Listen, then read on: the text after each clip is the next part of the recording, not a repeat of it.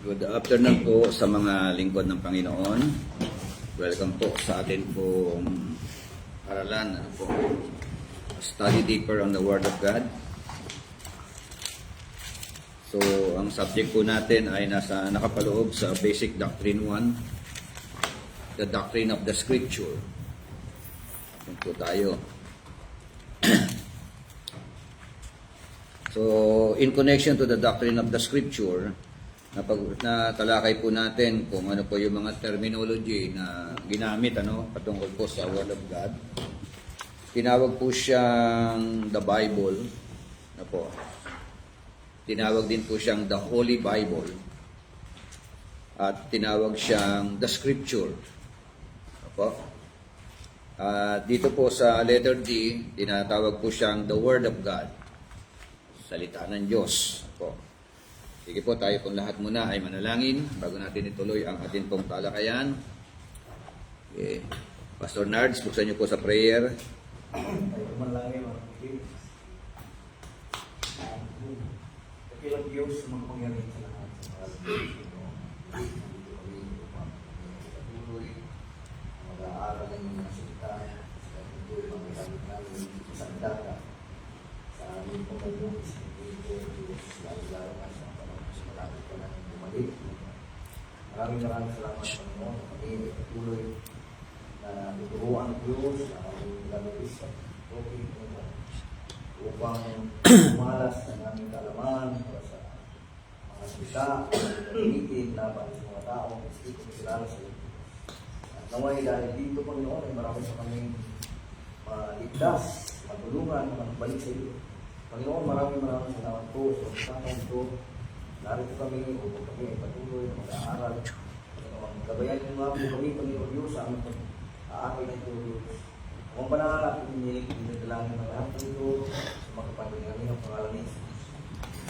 Amen. The doctrine of the Scripture. The Word of God. So, napaka-powerful po ng salita ng Diyos. Personal po, naranasan po natin kung gaano po makapangyarihan ang salita ng Diyos sa atin po mga buhay. At dito po natin hinuhugot yung atin po mga doktrina. Dito natin kinukuha yung mga tamang practical living, practical way of life. So, ganyan po siya ka-powerful. At sabi nga natin, sa pinag-usapan natin noong nakaraan, kung ano po ang Diyos, ganyan din po yung kanyang, kung anong nature ng Lord, of course, yung kanyang salita, ganun din po ang nature, So, sabi nga, because the Bible is the Word of God, it reflects the nature of God. Amen. Amen? Reflection ng katangian ng ating Panginoon Diyos. In other words, sabi nga, a person's word and a person's name are synonymous. Amen? Yung salita ng tao, tsaka yung tao mismo, dapat synonymous. Synonym. Kaya lang may mga tao na hindi nagmamatch up yung salita, May mga tao na iba ang ginagawa, iba yung kanyang sinasabi sa ginagawa niya. Pero sa Diyos po, kung ano po ang kanya sinasabi, yun talaga siya. Wala pong halong pagkukunwari. At meron po tayong mga natalakay na, hanggang saan na ba tayo dyan natalakay natin? Number 7 na tayo sa number 8. Number 7, dito po sa The Word of God, Page 8 po. Sa Doctrine of Scriptures, 8. The Word of God. Saan? Number 8 na tayo. Yung the Word of God. The Word of God. Tapos, Number 8. Sa The Word of God. number 8, page 8. Number 8. Sige. Okay. So, mabilis ko lang pasadahan yung mga una, Una, God is faithful. Ganon din po yung kanyang salita na nakasulat po sa Unang Korinto 1:9, 2 Peter 1:19. Pangalawa po, God is incorruptible. So, ganyan din po yung kanya po mga salita.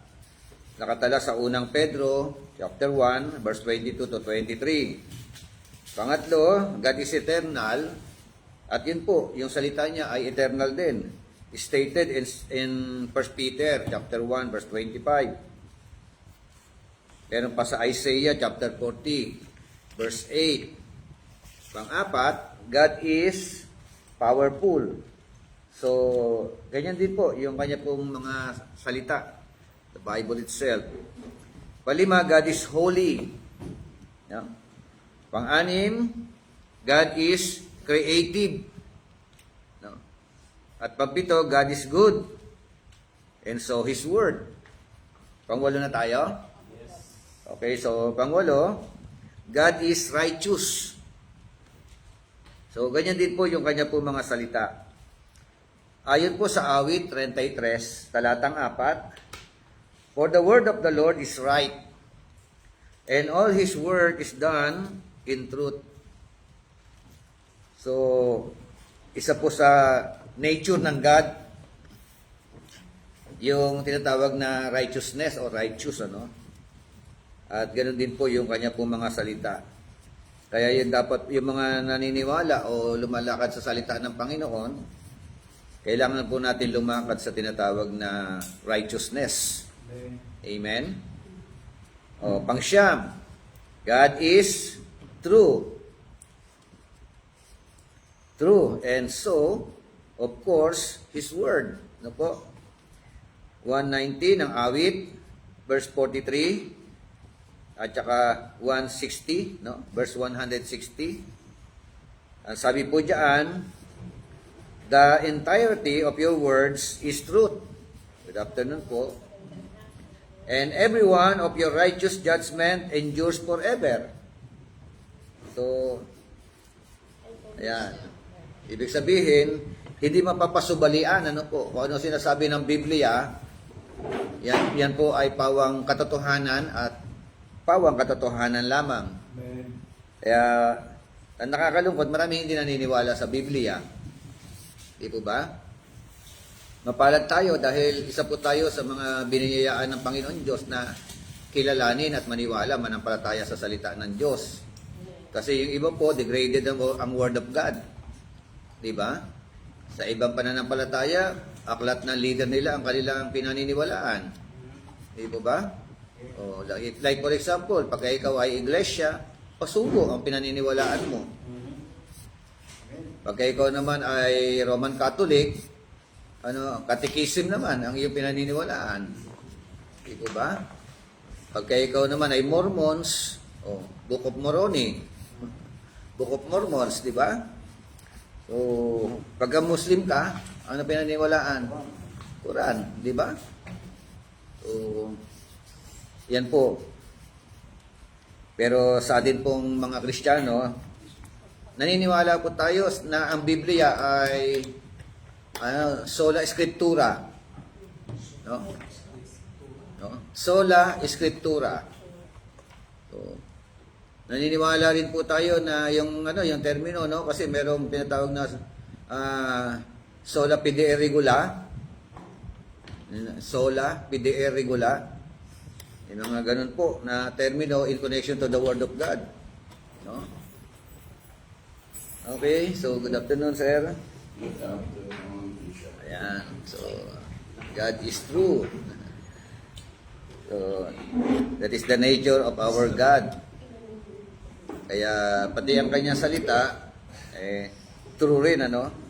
Ano pa? God is unchanging. Yun, no? Ang Diyos ay hindi nagbabago, di ba? Hindi katulad ng tao, pabago-bago. Sabi po ng kanya po mga salita, awit 119, verse 89, basa nga po. 119:89.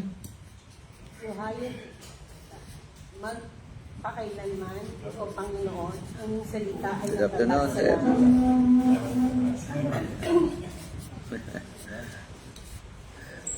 May manual ka na? Ang basic doctrine, manual ka. Okay, sabi po doon, Forever, O Lord, your word is settled in heaven. Your faithfulness endures to all generations. Amen. So, ganyan po ka powerful ang kanya po mga salita. Hindi raw nagbabago, no? Hindi mapapasubalian. Kaya kailangan po natin talagang kilalanin, mahalin, no? Pagbulay-bulayan ang kanya po mga salita. Bakit? Kasi sa pamamagitan po ng kanyang mga salita, makikilala natin ang Diyos.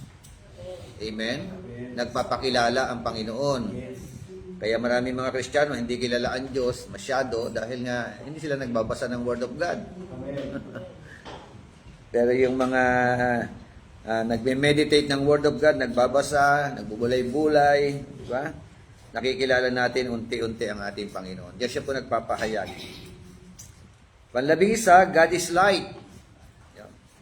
So, ganyan din po ang kanyang mga salita.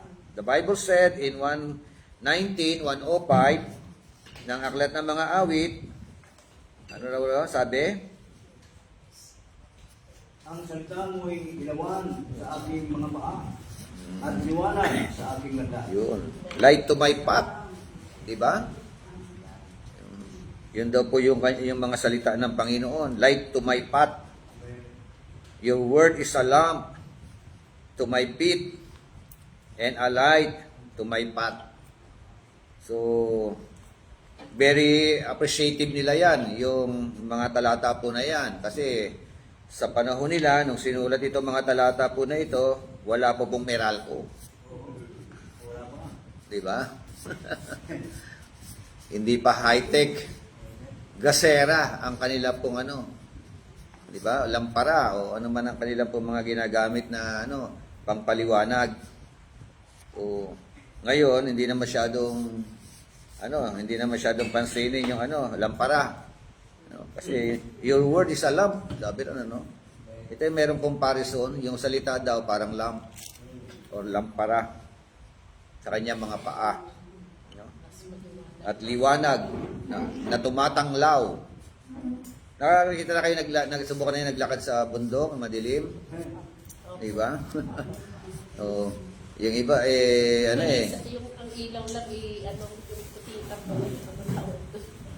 yun malaki doon mo ma-appreciate nga yung liwanag yung konting liwanag nagbibigay sa iyo ng kakayanan humakbang sa panibagong hakbang. Ang hirap yata humakbang pagka madilim, Baka mamaya bangin na pala yung kasunod na hakbangan mo, dire-diretso ka sa bangin. Pero sa biyaya ng Panginoon, ito nga para bagang ipinapakita rito yung dito may literal at merong symbolical, di po ba? Literal lampara, nagamit sa paglalakad. Yung Word of God, symbolical, ito yung liwanag, na tumatanglaw sa atin, sa journey natin, sa ating spiritual life, Panlabindalawa, God is Spirit. So, ganun din po ang kanya pong mga salita. Ang Diyos daw po ay Spirit. John 6:63.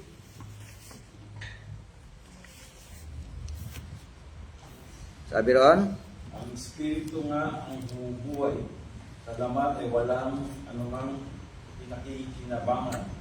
Ang mga salitang sinalita ko sa inyo ay pawang Espiritu at pawang buhay. Wow, di ba? Sabi, ang ganda, It is the Spirit who gives life. Amen, di ba? Personal, naranasan natin yan.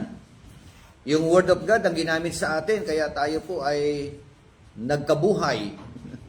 Nabuhay, di ba? Dati mga patay. Pero sa biyaya ng Panginoon, tayo po ay nangabuhay, At ang ginamit nga ay walang iba kundi ang salita ng Diyos. Yan pala ang salita ng Diyos. The flesh profits nothing. The words that I speak to you are spirit. Amen? Kaya yung mga salita na sabi dito, sino na nagsasalita dito? Tama ba? Ang mga salitang sinasabi ko sa inyo, ito ay spirit. At ito ay nagbibigay ng buhay. And they are life. So, personal talagang naranasan natin ito, no? Yung pong yung kapangyarihan na ito ng salita ng Diyos. Kaya nung dinadebate ako nung nasa harap ko diyan, don't believe in the Bible, sabi ko sa akin. Sabi ko, why? Kasi marami raw mga mali. Sabi ko, that's your opinion. Di ba? Sabi ko sa kanya. That's your assumption. Di ba? But me, no? Sabi ko, personally, no? Na-experience ko ang kapangyarihan ng Diyos. Kaya hindi mo ko kayang gibain dyan. Di ba? Kaya naranasan natin, hindi tayo kayang gibain eh. Ang amazing din, Bishop, dun sa Bible is dahil nasa technology at saka science and AI na tayo, sa dinami-dami na ng mga archaeological finds mula noong 16th century, 18 hanggang ngayon.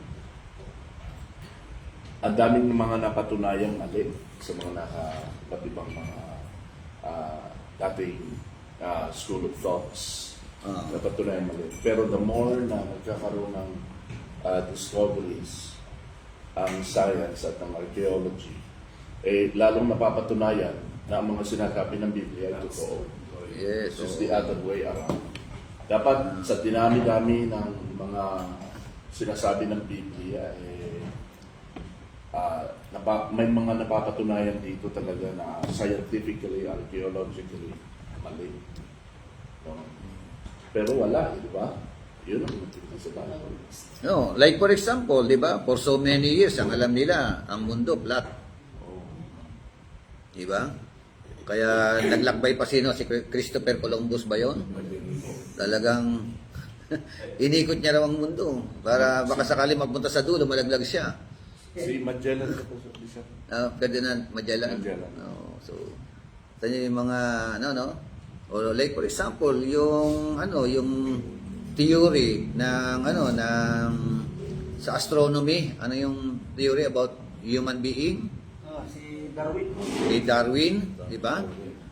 Na ang tao ay galing sa unggoy. Sila na lang, Bishop. Sila na lang. Kaya nga, di ba? Payag ka ba no? Di ba? Tapos pa-develop lang ng pa-develop. Di ba?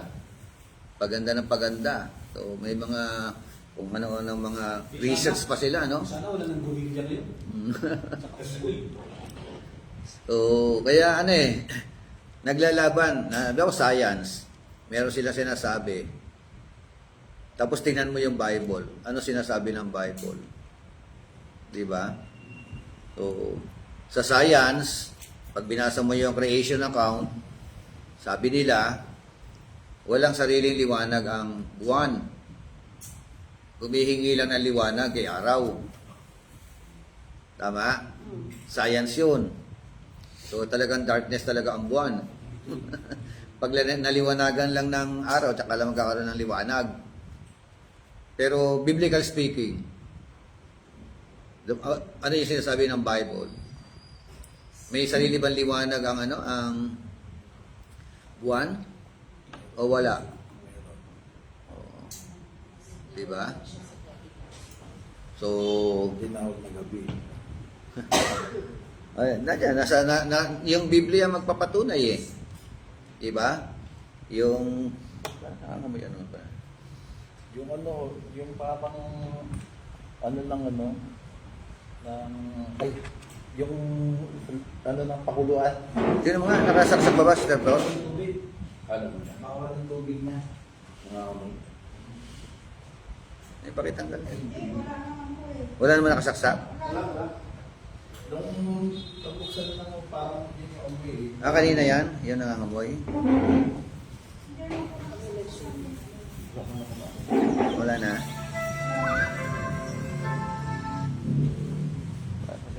Parang kuryente Oo nga no? Parang kuryente na nangangamoy. Oo. Di ba?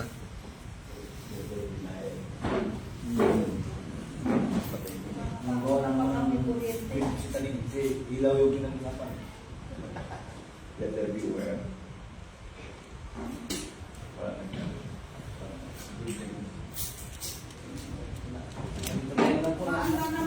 Bishop. Bishop, pati na lang. Yun lang. Baka yan. Baka na lang. Pantay na lang po.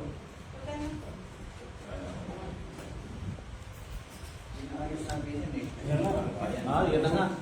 Sabihin na ng Bishop, hindi nakuha yung sakit. Ha? Hindi nakuha yung sakit.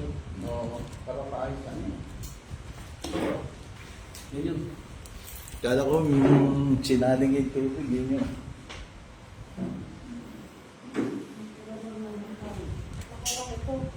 Yan nga po. Wala. Kaya walang ilaw siya. Hmm? Wala yung ilaw.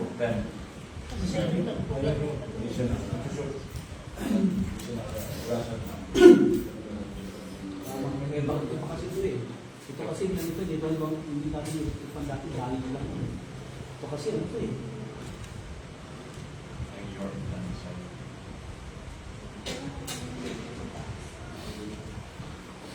Ito po yun, Bishop. Parang yan, ano? Kasi siya yung nag-ano. Parang may nag-shop dyan. O may nag-shop. Kami nasunog Bishop sa loob. Baka yung init nga, baka may wire na kinabit yung init niya, hindi kaya. Tunaw. Okay na.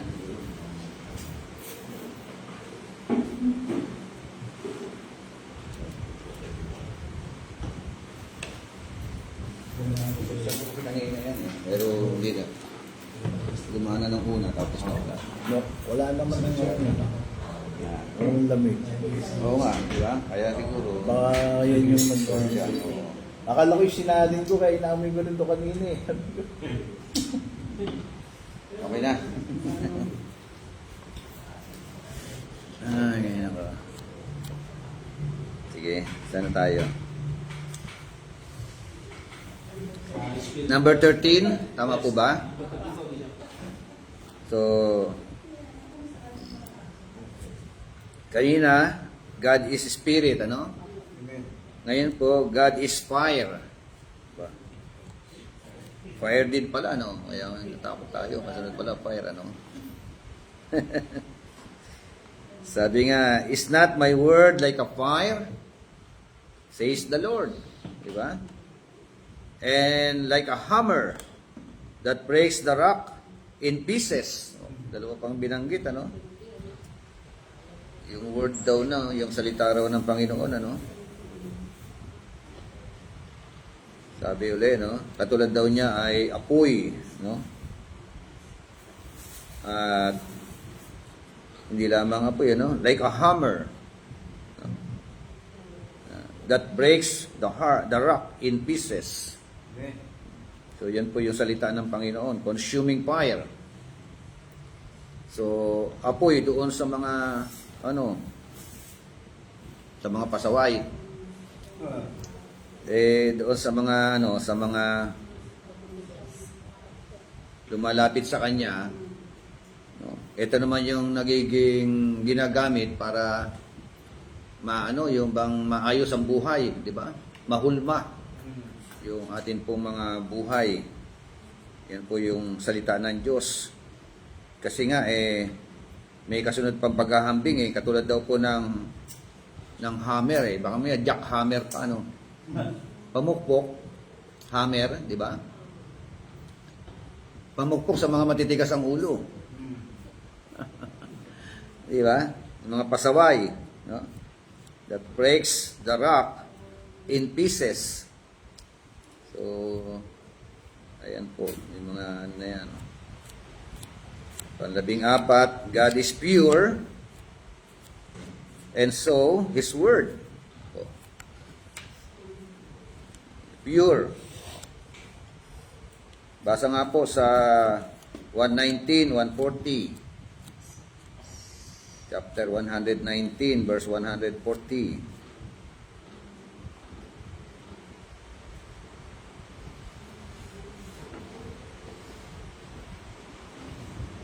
Ang salita mo ay totoong malinis, kaya iniibig ito ng inyong lingkod. So, ano sabi? My word is very pure. Very pure. So, therefore, your servant loves it. Sabi ng Proverbs chapter 30 verse 5, every word of God is pure. He is a shield to those who put their trust in Him. Amen? It is a shield. Kanino? Doon sa mga naglalagak ng tiwala sa Kanya. So, yun po yung salita ng Diyos. Ano po? Eh, paano kung hindi ka naglalagak ng tiwala? Shield pa rin ba yan? Eh, siyempre, hindi siya magiging shield dahil hindi ka nagtitiwala eh. Hindi mo siya gagamiting shield, ano? Dahil wala kang tiwala. Pero, to every person, ano? Bawat tao na kung saan nagtitiwala sa salita ng Diyos, nagiging shield po siya ng bawat isa sa atin. Amen? So, another one, God is the source of life. Source of life, ang salita ng Diyos. Life. Source of life. Source. Ito. Bukal ng buhay. Psalms 119 verse 50. Basa nga po.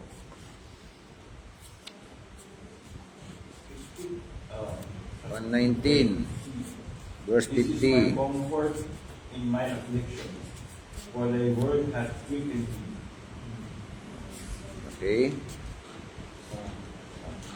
Ito'y aking kaiwan. This is my comfort in my affliction. On your words has given me life. Amen? Given me life. So, bukal ng buhay. Kaya ganyan po ka-powerful ang salita ng Diyos. Ano po? Another one, God is awe-inspiring. And so is His Word. A-W-E. Awe-inspiring. O-inspiring. Awe-inspiring. A-W-E, tapos inspiring. Inspiring.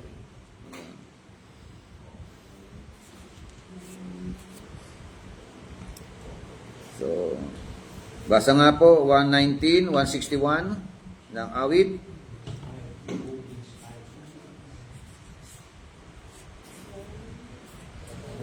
The bands of the wicked have robbed me, but I have not forgotten thy law. Amen. Iwan. So, Ay, sa, hindi pala, 161, yung ano, no? 119, 161. Inuusig ako ng mga pangulo ng walang kadalanan. Ngunit, ang puso ko'y nanginginig sa iyong mga salita. Amen. So, di ba ba? Princes persecute me without a cause. Yan sabi, no? But my heart stands in awe of your word. Yan po, no? Yan po yung salita ng Diyos. Kaya dito po, lalo po kung tumitibay ang kapit natin sa salita ng Diyos, no? Mawawala yung atin pong pagdududa. Amen? Panlabimpito, God is the source of hope. So, ganyan po ang kanya pong mga salita. Salmo 119, verse 74. Aking nabikan ang iyong pagliligtas, O Panginoon, at ang iyong kautusan ay aking kaaliwan.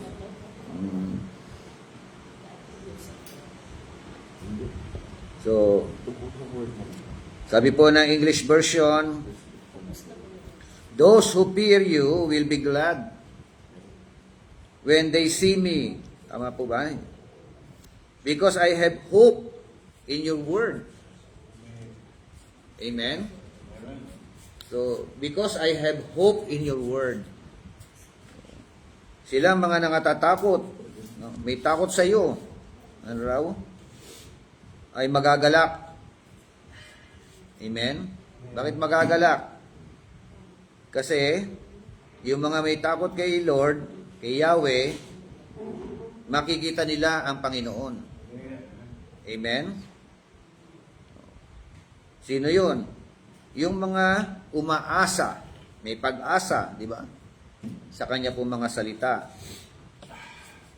So, andyan pa rin po yan sa awit 119, verse 81.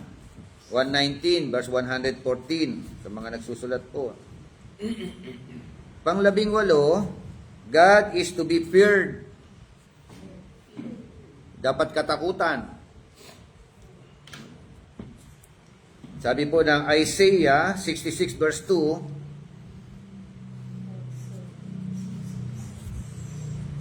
basa po. Isaiah chapter 66 verse 2. Sapagkat lahat ng mga bagay na ito ay nilikha ng aking kamay. At sa gayoy nangyari ang lahat ng mga bagay na ito, sabi ng Panginoon. Ngunit ang taong ito ay titignan ko sa makatuwid bagay siya'y dukha at may pagsisiyang loob at nanginginig sa aking salita. So, ano po ang binabanggit diyan? Ito isunod na ninyo yung verse 5. 66 verse 5. Inyong pakinggan ang salita ng Panginoon.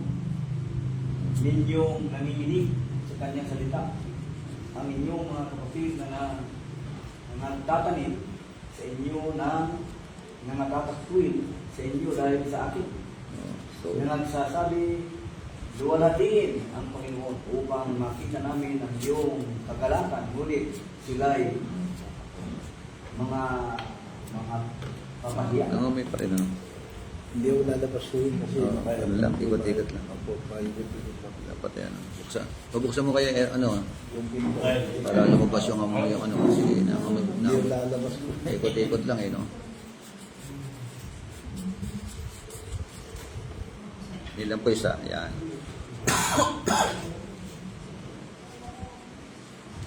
So, for all those things my hand has made, and all those things exist, says the Lord. Diba? But on this one will I look, on him who is poor and of a contrite spirit, and who trembles at my word. Amen? So, bilang mga created ng Diyos, ano? Kaya tayo nag-e-exist daw dahil sa Panginoon. Tama po ba? So, we are all created by God. At kaya tayo naririto dahil sa Kanya. Kaya dapat magkaroon po tayo ng banal na pagkatakot sa Panginoon. Amen? Pang-19, God never fails. Ayan, di ba? So, hindi siya sa Tagalog, Isaiah 55 verse 10 to 11.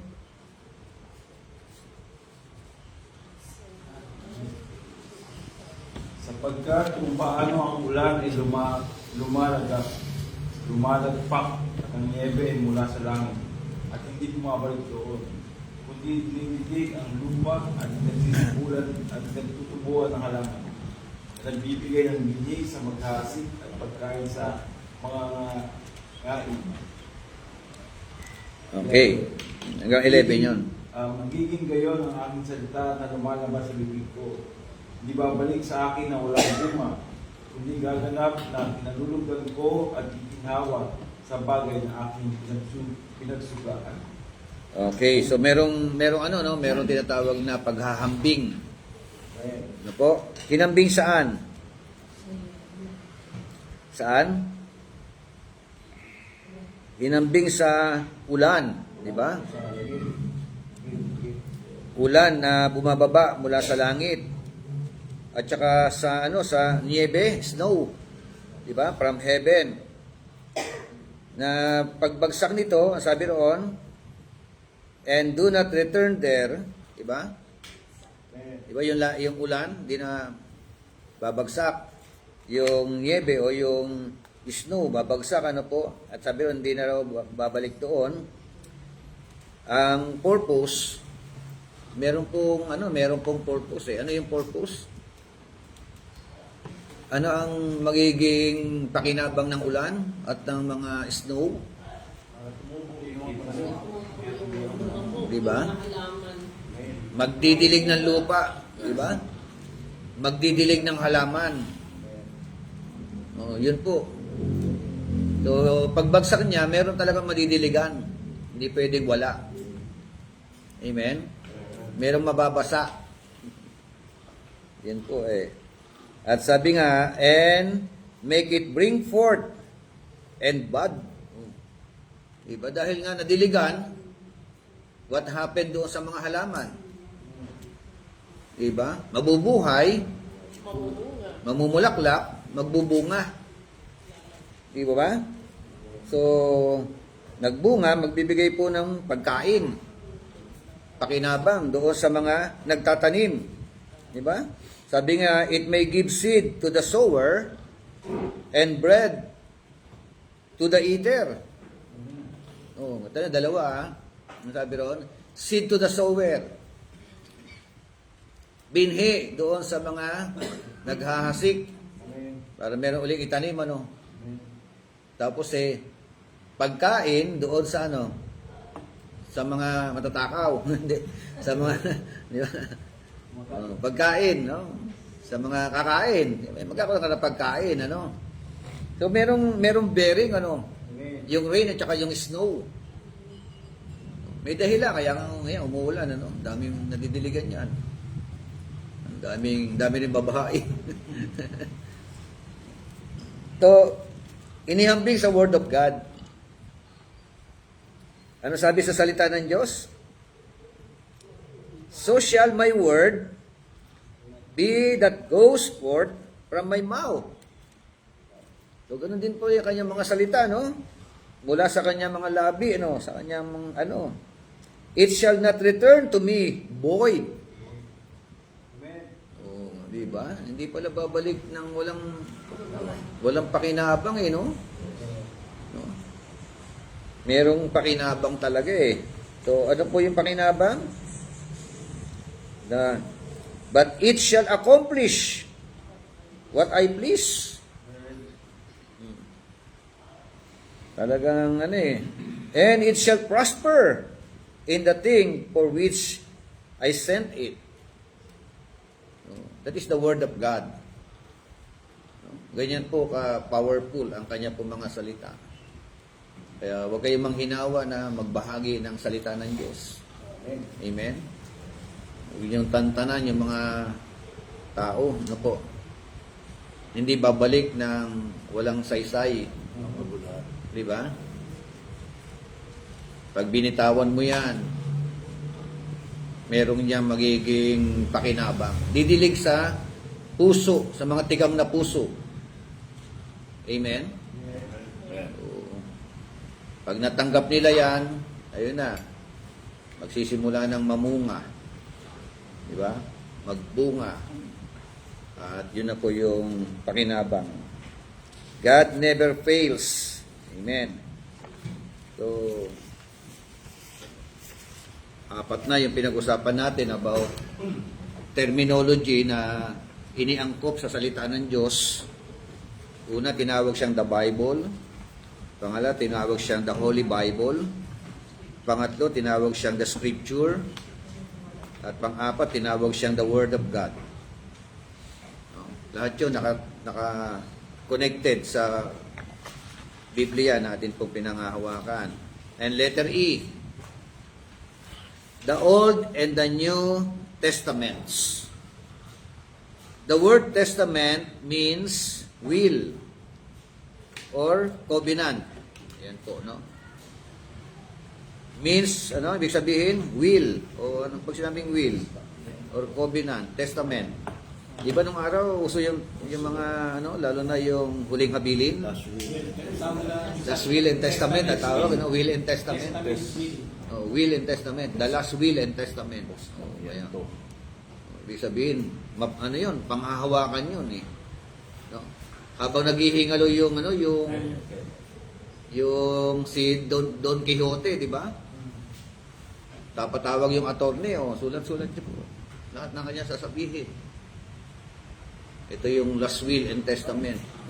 Diba? Kaya kung may hingalo ka sa dapat mo matinong. Ibigay nyo yung aking ari-arian, buong Rizal. So, doon naman sa aking bunsong anak. Oh, di ba? Yung lupa ko dyan sa paso.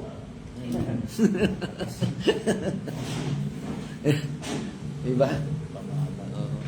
Meron akong pera sa baul. Tagal-tagal ko tinatago. O, diba? Yung mga ganun ba, ano? Kaya papatawag na lahat ng mga mahal sa buhay noon. Tama, pakipatapos may attorney, may magsusulat. Ito po yung ibig sabihin ng Old and New Testament. This book contains God's heritage or God's will to man. O, yun pala yung ano, no? Ang Biblia, ang aklat na ito ay kinapapalooban ng pamana ng Diyos. Di ba, no? Kaya, tapos tsaka yung kalooban ng Diyos sa tao. Amen? Kaya, yung problema, merong grupo naman na nanampalataya, binibenta na yung langit eh. No? Per square meter eh. May dilentera pa, meron pang ano. Mas malapit ka kay God. Sa space, mas mahal. Isang sa gusto, nakaharap ka sa earth. Oh, siyempre, iba pa yung dilentera, di ba? Iba pa yung ano. Nung nakaraan, sa Kaya yung mga gusto magpa-reserve, ano? Spain nila. Sila. Pati langit, inangkin, ano? Para wala na raw pagod. Ano ibig sabihin niyan? So, basa nga po, Exodus 24, verse 7. At kanyang kinuha ang aklat ng tipan at binasa sa pakinig ng bayan. Ang kanilang sinabi, lahat ng sinilita ng Panginoon ay aming gagawin at kami ay magmamasunod. Oh, wow. Sana ganun, ano? At kami magiging mga masunurin. Di ba? Sa 2 Corinthians 3:14, basa pa po.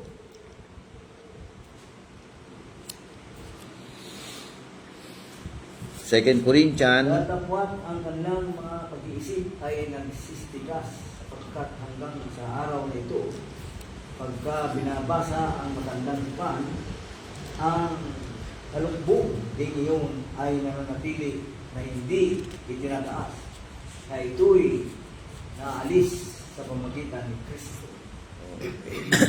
so, sabi uli, no? Then he took the book of the covenant and read in the hearing of the people. Kita niyo, no? Kinuha yung aklat, ano, ng covenant, tapos binasa doon sa mga tao. And they said, all that the Lord has said, we will do. Kita niyo, no? Lahat na sinasabi ni Lord, gagawin namin. At sabi, and be obedient. Amen. And Moses took the blood, sprinkled it on the people, and said, this is the blood of the covenant which the Lord has made with you according to all these words. Ito niyo yung ano nila, no? Nung binasa ang Book of Covenant, ano sabi ng mga tao? Narinig nila. Kung ano nakasulat diyan, gagawin namin. Para bang nagla-last will and testament ka rin eh. Kung ano sinabi ni Lolo. Di ba? Kung ano yung mga binanggit niya. Wala kaming palag dyan. Di ba? Hindi kami papalag dyan. So, parang ganun yung ano eh. Pero, pagdating na 2 Corinthians 3:14 na sabi ron, but their minds were blinded, for until this day, the same veil remains unlifted in the reading of the Old Testament, because the veil is taken away in Christ. So, what happened? Pangako nila, sundin nila. Pero, punong-puno sila ng disobedient, ano? Hindi naman talaga nila sinunod yung mga nakasulat doon. And letter F, tinawag din po siyang the oracles of God. The word oracle means speaking place. Oh, yun pala, no? Ibig sabihin ng oracles, ano? Speaking place. Kaya kung gusto mo natin marinig ang boses ni Lord ngayon, Bible. Amen? Oh. Noong panahon nila, through the prophet. Ito ba? Oh. Merong propetang gagamitin. Naisulat na yung Bible. Ito na yung speaking place ni Lord, ano, sa atin. Nangungusap siya sa pamamagitan po ng kanya po mga salita. God presently speaks to us through Jesus Christ in His Son in Hebrew chapter 1 verse 1 hanggang 2. Basa nga muna yon. Hebrew 1:1 and 2.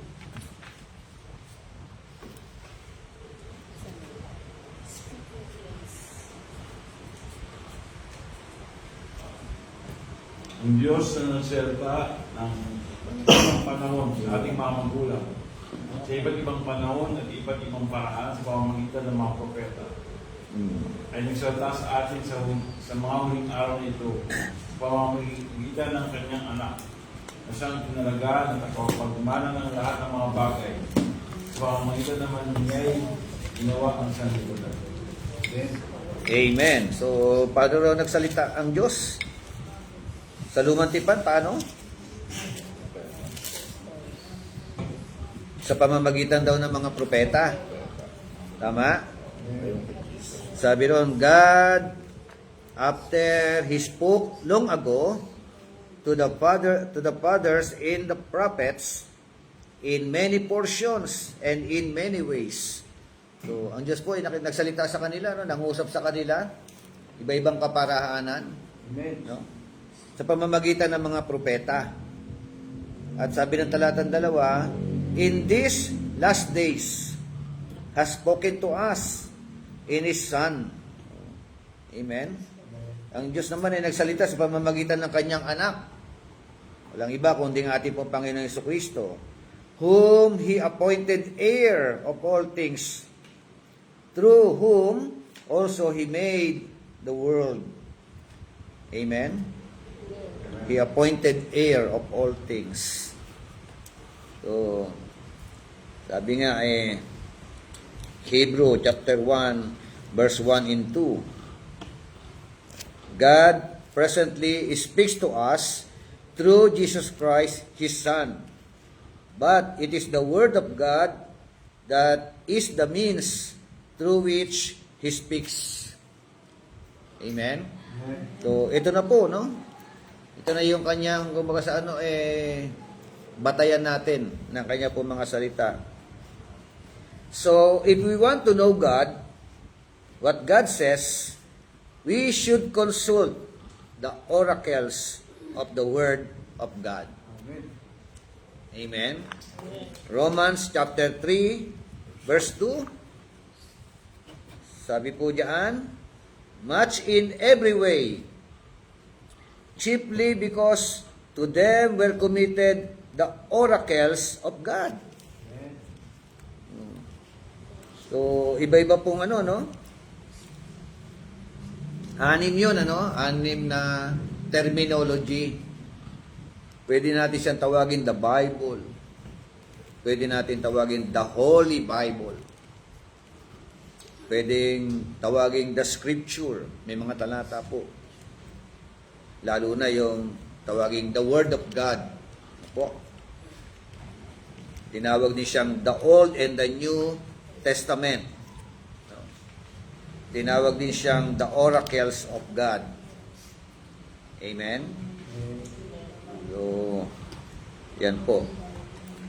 At Roman number 2 tayo. What does the Bible say concerning itself? Po? Ano po ang sinasabi mismo ng Biblia sa kanyang sarili? Kanina, inihahambing natin sa karakter ni Lord, nature ni Lord. Diba? Kung ano nature ni Lord, ganun ang nature ng Bible. Amen? So, dito naman, mismo yung Biblia mismo, ano ang kanyang tawag sa kanyang sarili? Una, the Bible claims to be divinely inspired. 2 Timothy 3:16, Exodus 17:14. No? The Bible says that all Scripture is literally God-breathed. Hiningahan ng Diyos. Amen? All Scripture, God-breathed. Yung pong blanco, no?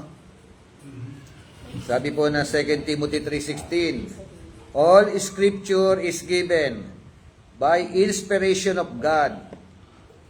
Amen? So, how about 17:40 na Exodus? Pakibasa po.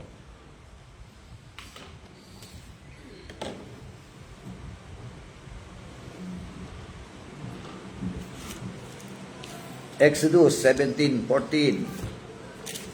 At sinabi ng Panginoon kay Moises, isulat mo ito na pinakaalaala sa isang aklat at ipagbigay alam mo kay Josue na aking ipalilimot ang pag-alala kay Amalek sa silong ng Blanco.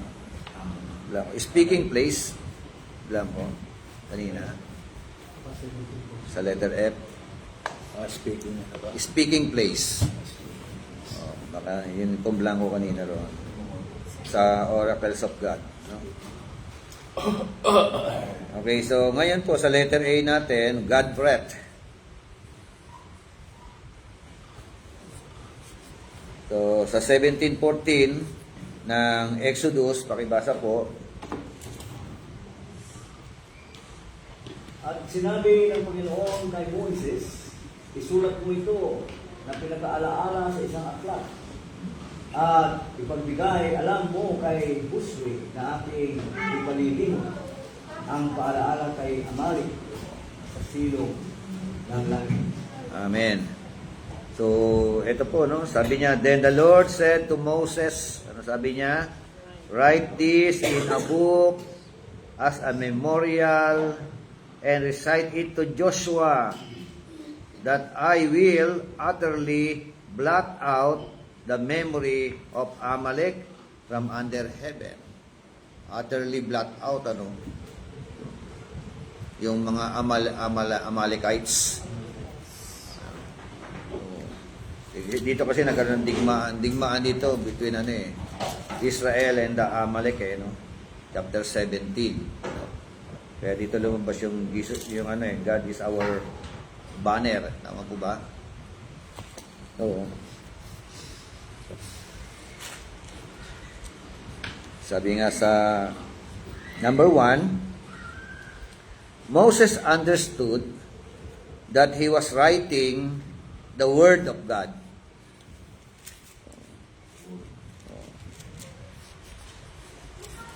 So paano niyo ilalaban na si Moses ang author ng Genesis? Do you believe that Moses was the author of the book of Genesis?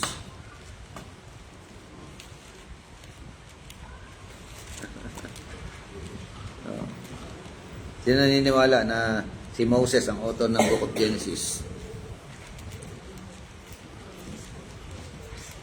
Paano mo i-explain? Paano mo siya ilalaban? Samantalang si Moses nabuhay in the book of Exodus. Kasi binigay sa nabigyan paano? Proven relation with. So, paano niya naisulat ang book of Genesis? Diba? Inuutos sa kanya yun. Isa ba? Ha? Inuutos sa kanya ng Diyos. Sulat. Anong mga talata? Hindi. Ha? Hindi pwede yung Ang inutos sa kanya, sulat mo 10 Commandments. history na kasi yun. Kung kasi Genesis history na eh. Kasama sa history. Saka napakalayo ng panahon natin. Bakit hindi si Abraham ang author? Ang mas malapit. Salamat sa iyo. Diba? Hindi si Noah. O hindi si Melchizedek. Si Matusalem. Pinakamatanda yan, Matusalem, ano? Sabi ko, Bishop, kaya tinago si ano, hindi siya namin bukino. So, diba yung una 5 aklat, ang author na dyan, si Moses, Tama bukod Genesis. tinawag siyang Pentateuch, tinawag siyang Torah. 5 books of Moses. Yan, di ba? So, pag Pentateuch, 5 books. Genesis, Exodus, Leviticus, Numbers, and Deuteronomy. So, ito po yung mga pabalikan natin yan. So, kung paano na si Moses ang author ng Book of Genesis, samantalang nabuhay siya sa panahon ng Exodus. Di ba? Okay, so, ayan po yung mga talata. Moses understood that he was writing the Word of God. Pangalawa, David also understood that he was at times inspired to write. No? 1 Chronicles 28:19.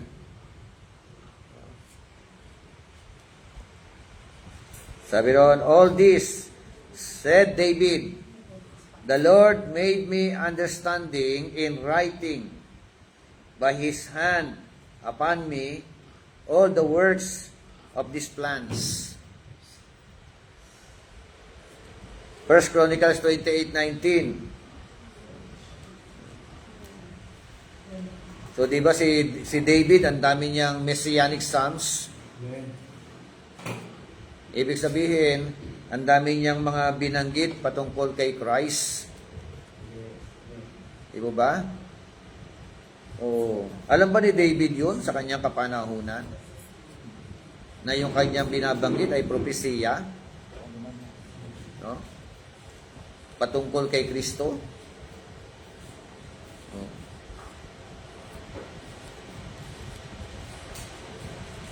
Pero sabi nga dito, Tagalog nga po ng 1 Chronicles 28:19. Sinabi ni David, ang lahat ng ito ay nasa plano na ginawa ayon sa utos ni Yahweh at siyang kailangan isagawa.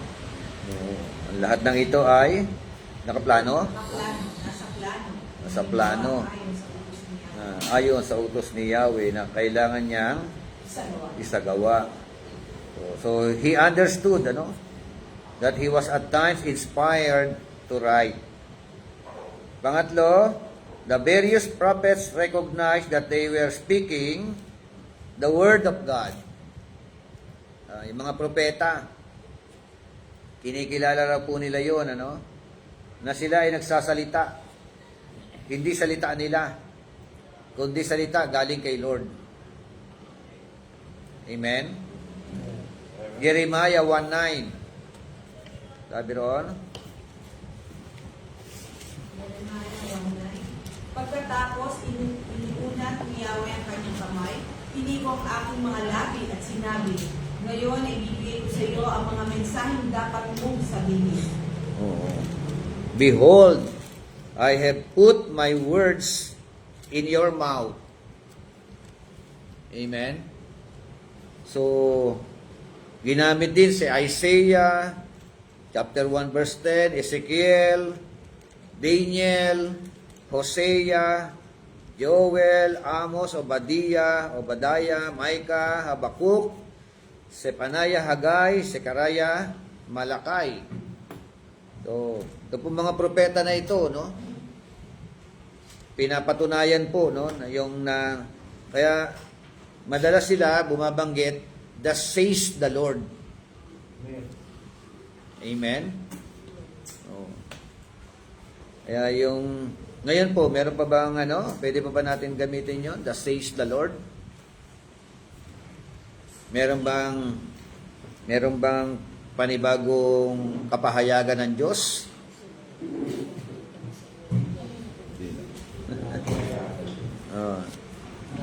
Meron pa bang special revelation ng Panginoon ngayon? Ayan, magdidebate na naman yung mga propeta.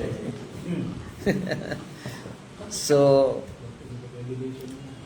lahat ng dapat natin malaman, di ba? Nakasulat na. 18 na eh. So, Hindi po kang revelation dito. Ang basahin So, ang aking tayo mo. kung pwede ba, halimbawa, pastor ka, mangangaral ka ng Sunday, sa Sunday. Ito po sinasabi ni Lord ngayon sa atin. Pwede? Malaking question. Bisa. So, paano, pwede gamitin yung terminology na ito? Ito po ang, Indicate the word of God. kung galing sa salita ng Diyos. Yun nga, that's the point eh. Taken from the Word of God. No? Kung napapanaw, sabi mo. Pero pagka may nagsabi sa yung another new revelation, Wala sa Biblia. di ba? Tayo, thus says the Lord, we can use, yung thus says the Lord, yung sinabi niya rito sa Biblia. Sabihin ko sa kanya, Bisha, kasama ko sa Matthew chapter 24. Yeah. Di ba? Sa kanila, during that time, talagang yung praise na ito, mahalaga ito eh. Sabi nga, the key praises in the life of the prophets was the word of the Lord came. No. Ano pa? The burden of the Lord came to me. At yung iba man and thus says the Lord. Yung thus says the Lord sa na phrase kasi exclusive lang yan doon sa parang signature siya sa kung paano mo na-derive yung message. So yung mga prophet na-derive nila yung directly from the Lord. Oo, sa kanila. Kaya sila lang kung may karapatang magsabi ng thus says the Lord.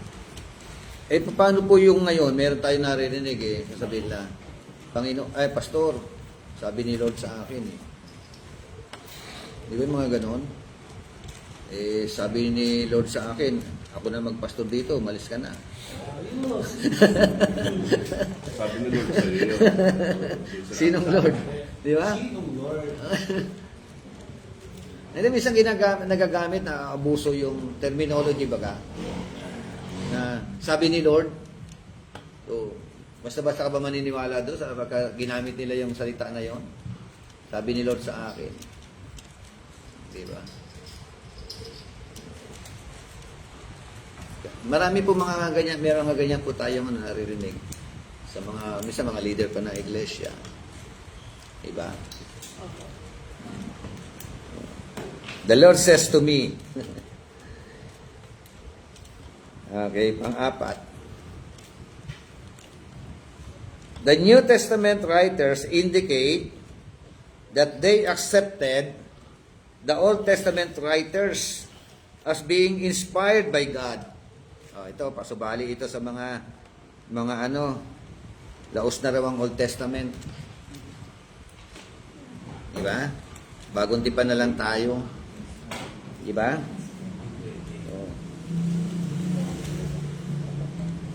So, sabi New Testament na raw tayo, kaya huwag na tayo magturo ng lumang tipan. Dapat puro bagong tipan. Mga aral lang daw ni Kristo ang ituro natin.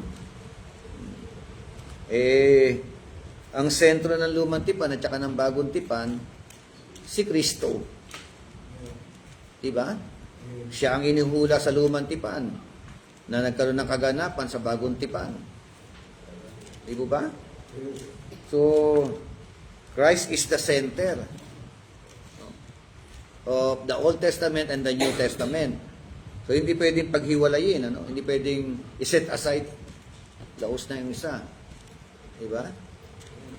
Bago na lang. Yung mga Old Testament writers, kinilala nila, nung binanggit po ba ang 2 Timothy 3:16, all Scripture is God-breathed. Anong Scripture? Anong Scripture ang tinutukoy? Wala pang ang Book of Revelation nung naisulat ang 2 Timothy. Bishop, Hindi pa nangyayari ang Book of Revelation that time. Bishop, yung Torah. Gamit na Particular, Torah, 5 books of Moses. O, nandiyan na rin ang historical books, siyempre. Sa kasama din yung historical book, yung prophet, mga prophets lahat. Sa mga Malakay. Kasama na yun. Hanggang Malakay. Oo. Old Testament lang ang tinutukoy. Di Bishop, Alam? nasulat kayo sa Old Testament, sa New Testament yun. Pero yung tinutukoy doon, kumbaga sa Bishop, na sa ngayon, kasama na din yun. Sa ngayon, pero nga, nung sinulat, Yung sinulat, Old Testament lang. ang tinutukoy na Old Scripture. Kasi wala pang ano eh, wala pang written ano eh. Written na written na Word of God na wala pa eh. Wala pa masyado kung nagawa pa. The New Testament. Oh, New Testament. Diba? New Testament writings. Hindi pa siya nabubuo, hindi pa siya naipaparchment. Tingnan nyo, kailan nasulat ang 2 Timothy. Dito, no? Check ko lang, ha? Ang bishop, yung kasama na yung mga 680. 2 Timothy, it was written circa 66 to 67. Yung time, ano? Di ba? Panahon ni Nero. Nung panahon na malapit nang i-persecute o execute ano si Pablo. Kasi huling letter niya yan eh. Yung 2 Timothy. Sabi niya, diyan mababasa yun. Oo. Ako'y inialay. Ay, yung ano, yung 1 Timothy, ano yun, 1 Timothy, kailan isinulat? Kailan siya yung time niya? Kailan? 64. 64 AD. O di Kasunod lang. 2 years. di siguro mga 2 years ano o bago ano. Oh, how about yung book ng Hebrew? Kailan sinulat? Mostly sabi ron written noong 70 AD. O di 6 years. di wala pa rin ang Hebrew 70 AD. Nauna 64, 67. Tako, wala pa nga 70 pa lang yun eh, 70 AD. Hindi pa na siya. Di ba? Hindi pa. Hindi pa naisulat ang Hebrew. 70 AD. Yung baba, yun ang mga ano. Over. Ay, lalo na yung Apocalyptic nga, 95 yun. 5 yun. Oo. Eh, yung James, tingnan natin James. Book of James. O, ito. Mabuti pa ang James, 50 AD. O, nauna siya kay Timothy, 2 Timothy. Included na, kasi nakasulat na. Diba? Hindi yung mga no. Pero, ngayon nga, sa panahon natin, we believe na Kasama. 66 books talaga yan. Parang nasa mindset na nung ni Paul yan, nung sinabi kay Timothy. No? Pero that time, no, hindi pa po existing. Wala pang Maging ang Book of Hebrew, wala pa. No? Parang ano lang din yan eh, nung sinabi kay Joshua 1:8, huwag mong kaligtaang basahin ang aklat na yaon. Dili-dilihin mo yun araw at gabi upang matupad mo nakasulat doon. Ano interpretation natin? Wag, no? Ang sabi ni Lord kay Joshua, huwag daw kaligtaang basahin ang Biblia. Are you sure? 5 books lang. Di ba? Di ba? Contemporary sa atin, Biblia. But during the time of Joshua, 5 aklat pa lang ang existing. Pentateuch pa lang. Pang-anim lang siya eh. Pang-ani pa lang. Yung pwede meron siguro Hebrew na ano, ng tawag ano. Kasi Joseph. pang-anim lang siguro. Kasulukuyan pa lang eh. Hindi pa nga nagaganap ang ang journey sa di ba? Meron na nga pala ano sa Jordan River wala pa eh, di ba? Tama. Oo. Tsaka yung Moses eh. Bishop, ano po yung 2 and 3? Yung David understood. Number. Inspired. Ayan. Ito. 2 and 3. Una, inspired to write. Pangalawa, pangatlo, very word of God. They were speaking the very word of God, not the very word of man. Ang problema ngayon sa mga ngaral, the very word of man. Okay? Ano yung inspired right now?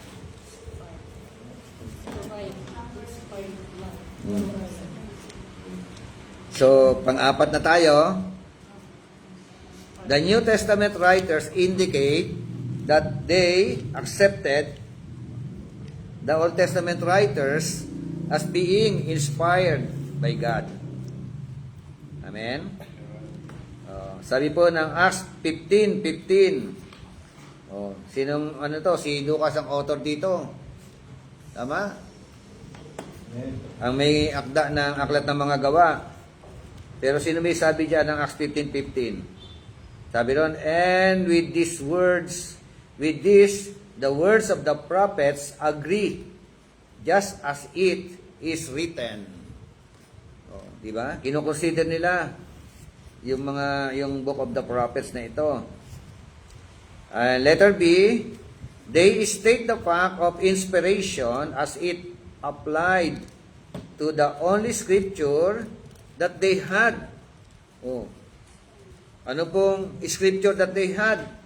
They had the Old Testament scripture. Diba? Ano sinabi ang 2 Timothy 3:16? Existing ang Old Testament scripture. Kinilala nila yan. Diba? 2 Peter 1:20-21. Sabi ron. Maalaman muna ito na alinmang hula ng kasulatan ay hindi nabot sa inyong pagkakabuhanan. Diba? Hanggang 21. Sapagkat hindi sa kalooban ng tao dumating ang hula kailanman, kundi ang mga tao ay sa buhat ng Diyos na nakautukan ng Espiritu Santo. Amen. No prophecy of Scripture is of any private interpretation. Ibig sabihin, mga prophetical books, ano? For prophecy never came by the will of man. But holy men of God spoke as they were moved by the Holy Spirit. Amen? Bakit yung ibang mga tao ngayon mga Kristiyano pa yata, ayaw kilalanin ang lumang tipan. No? Pangalima, the New Testament writers also claim to be speaking the Word of God. So, ang Old Testament, Word of God. Ang New Testament, Word of God. Amen? So, una, Jesus, who was the Son of God, and who sent from God, declared, He did not speak His own words, but that all that He spoke came from God. Amen? So, ayan po yung mga talata. John 12:47-50, 14:24, 17:8. Di ba? Sabi nga diyan, and if anyone hears my words and does not believe, I do not judge him. For I did not come to judge the world, but to save the world. Ano na dahilan? Ano na purpose niya? Hindi ako naparito para hatulan ng mundo o mga tao sa mundo. Naparito ako para iligtas. Diba? Sino ang dapat iligtas? Sino ang gusto niya iligtas? Mga tao sa mundo. Tapos talatang 48. He who rejects me. Diba? Anong mangyari? And does not receive my words. Sila na mga hindi kumilala sa akin, ayaw tanggapin ang aking mga salita, has that which judge him. The word that I have spoken will judge him in the last day. So, kailan daw ang hatol sa kanila? Bakit daw hinatulan? Yung mga nag-reject kay Christ, tsaka yung ayaw tumanggap sa kanyang mga salita. Anong kasunod nun? Has that which judge him.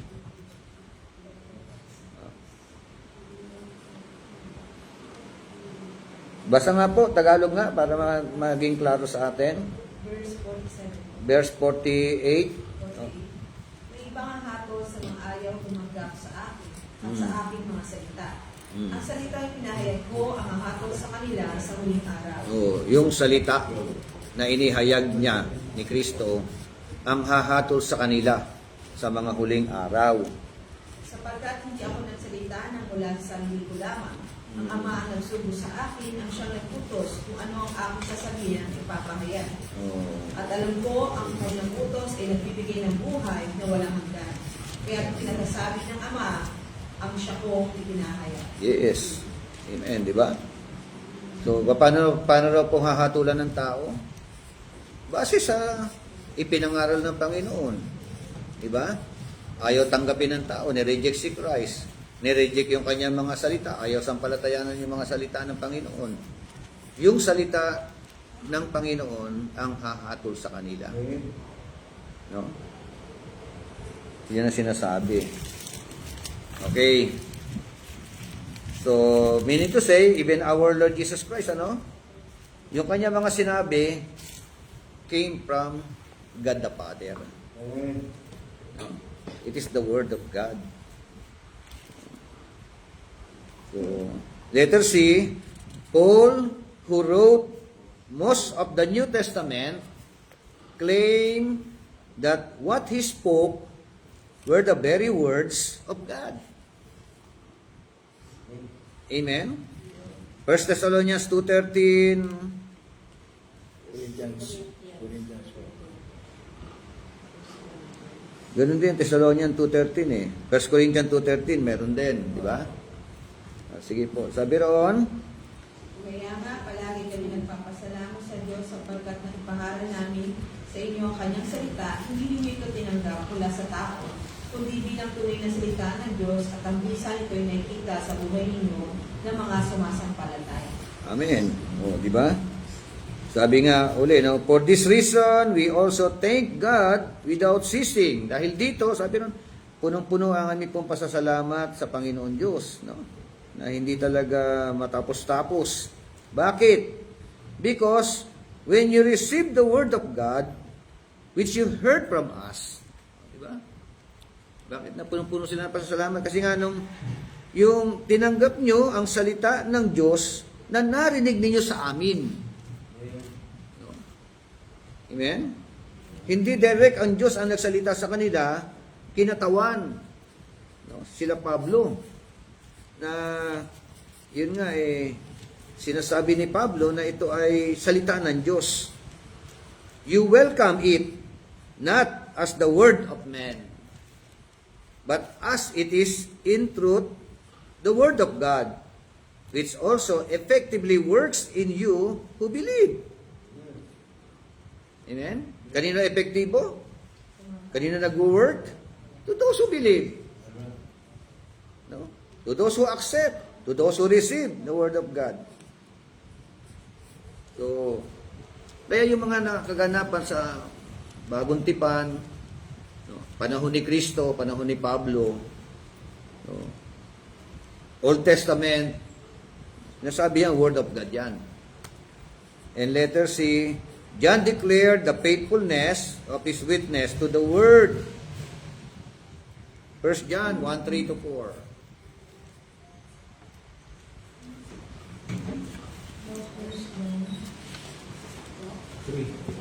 1 John.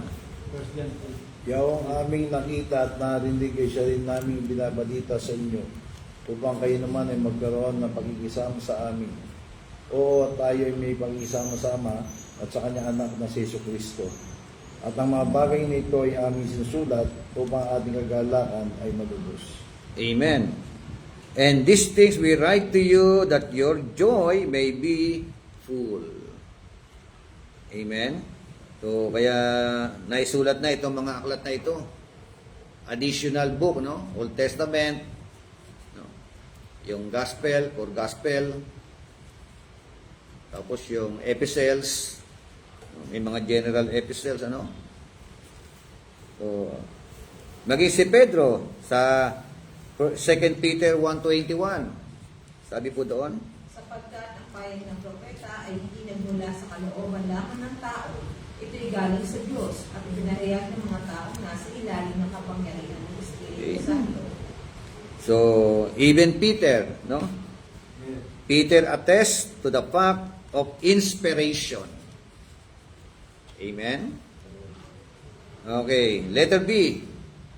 The Bible claims to be the final authority. No? And hence, the final court of appeal and only source and norm for all doctrine. No? Oh. Ang Biblia ay talagang kiniklaim niya, tinatanggap niya na ang salita ng Diyos, ang Biblia, it is the final authority. Amen? So, sabi po ng Deuteronomy 4:2,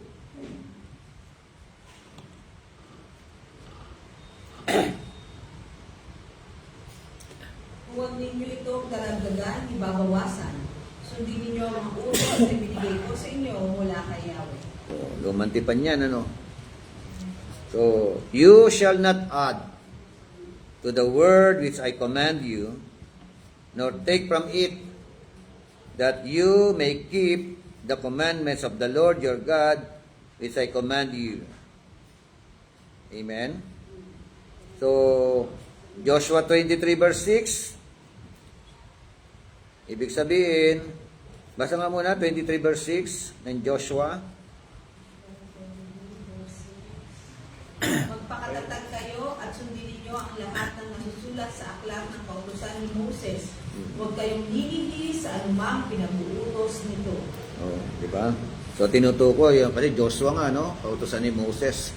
Aklat ni Moses yung the first 5 books.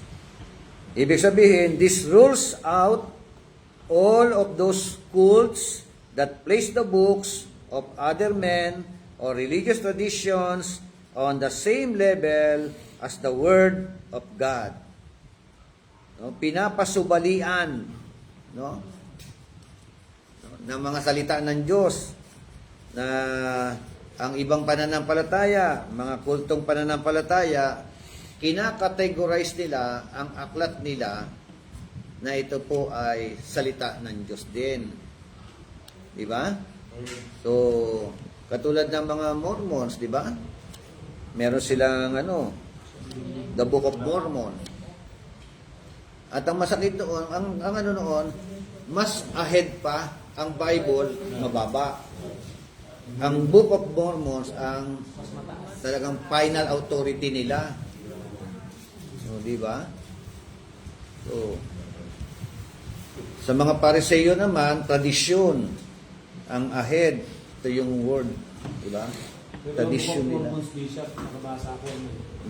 Meron silang doon sa Book of Moroni nila, meron silang sulat na halos awig kay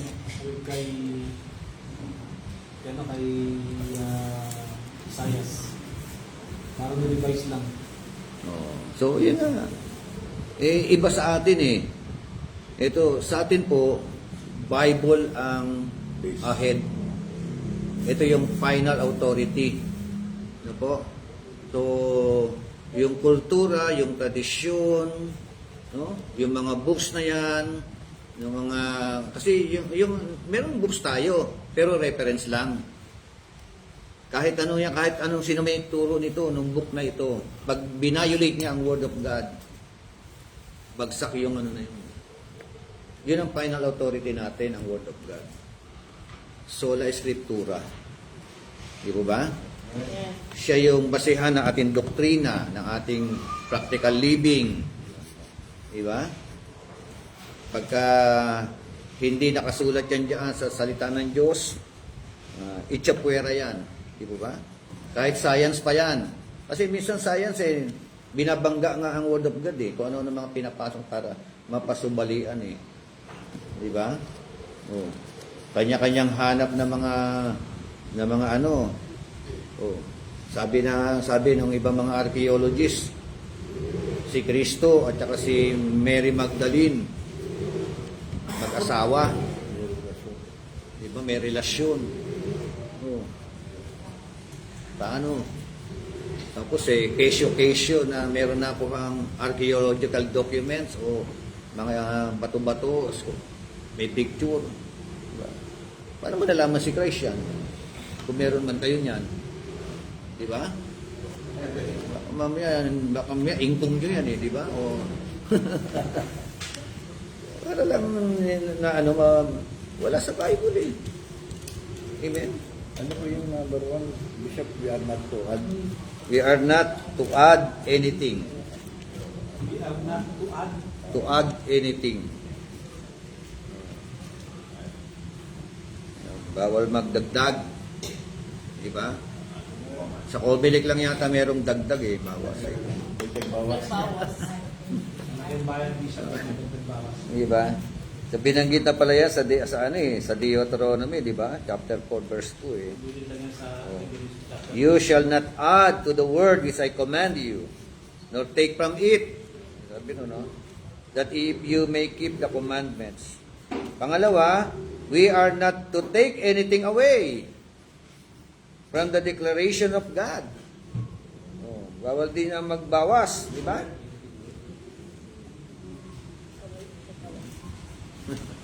Revelation 22:18 to 19.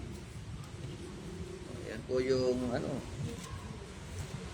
We are not to take anything away. We are not to take anything away. Huwag daw magtatanggal. Diba? O magbabawas. Kung ano man po sabi nga, these rules out all of those who accept only a portion of the Bible as having authority in their lives. Ibig daw sabihin, yung rules na ito, kasi meron po mga tao, parang namimili ka lang.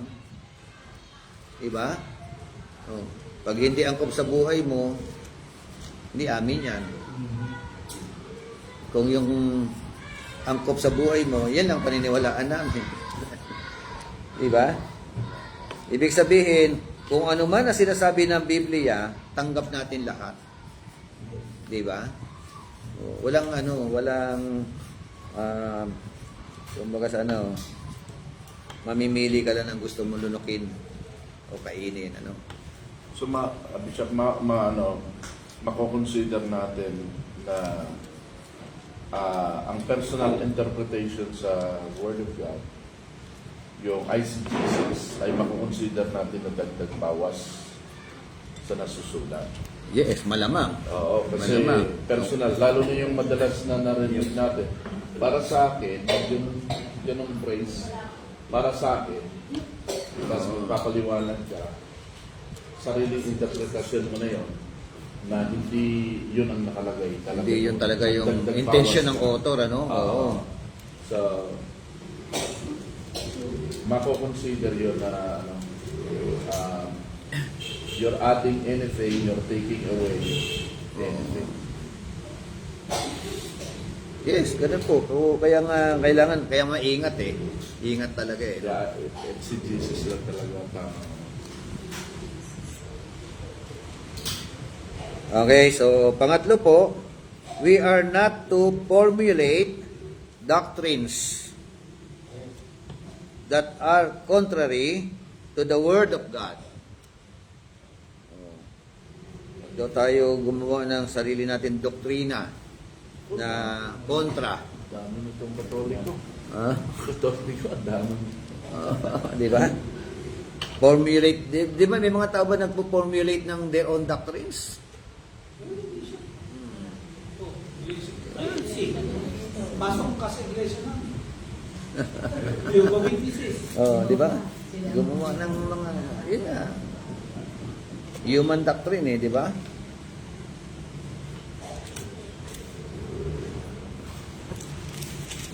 Tingnan natin sa Romans chapter 10. Ang kabaligtunaan ng iglesia is para sa kanila si Manalo ay anghel.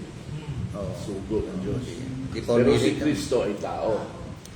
Pero ang tawag ng simbahan nila, iglesia ng tao. Kasi iglesia ni Kristo. Mas mataas ang anghel kaysa sa tao.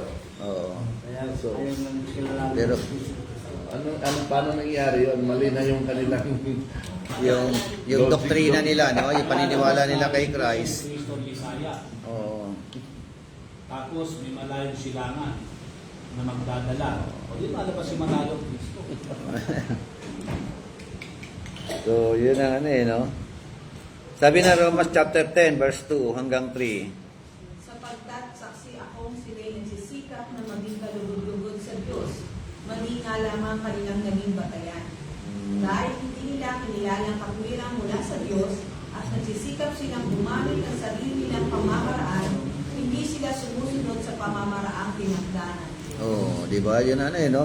For not knowing about God's righteousness and seeking to establish their own. Oh. They formulate their own.